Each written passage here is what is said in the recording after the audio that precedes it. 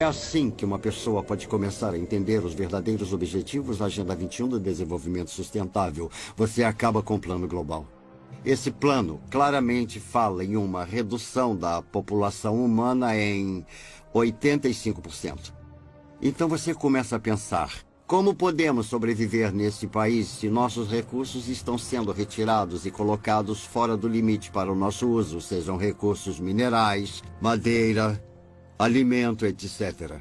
Se formos remover metade das terras desse país para uso de produção humana, é só uma questão de tempo, até que a população humana comece a diminuir.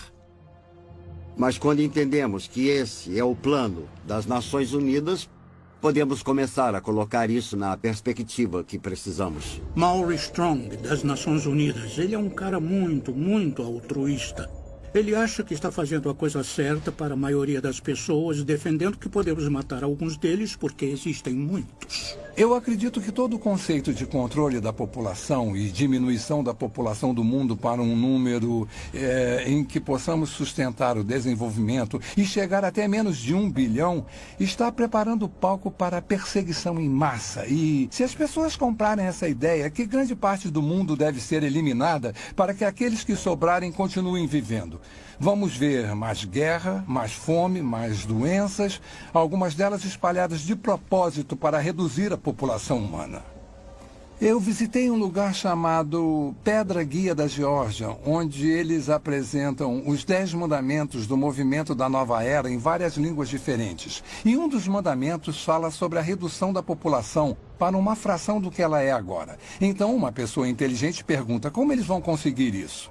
Se esse é um dos objetivos e eles vão trabalhar para alcançar esse objetivo, então quem serão as vítimas e como eles vão escolher quem vive ou morre? As pessoas acham difícil de acreditar porque não ouvem de muitas fontes. Você não vai ouvir na mídia, não vai ouvir dos líderes do governo, não vai ouvir das pessoas que estão criando isso, é um fato. Então as pessoas não percebem como já chegou longe. As pessoas não sabem muito sobre desenvolvimento sustentável porque a grande mídia foi capturada pelos mesmos interesses que controlam os bancos.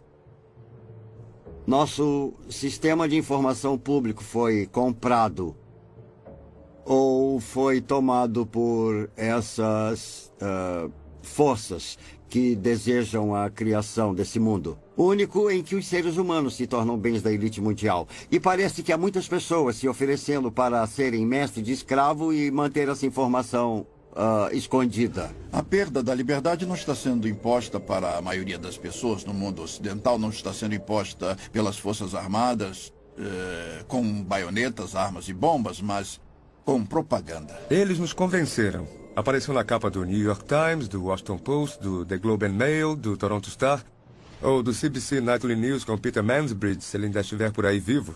Tem que ser verdade.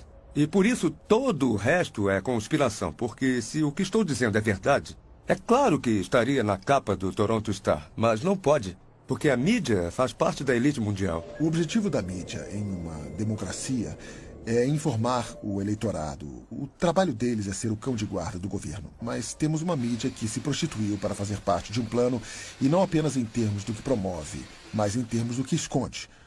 A verdade foi escondida do povo americano, e ainda é. É uma máquina de propaganda incrivelmente organizada. Os impérios controlam as pessoas ou manipulam as pessoas, garantindo que controlam o que elas pensam.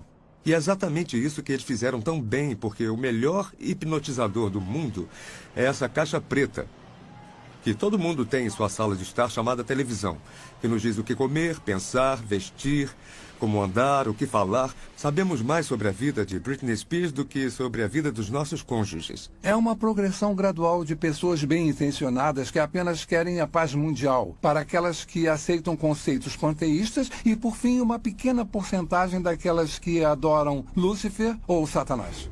O mal existe.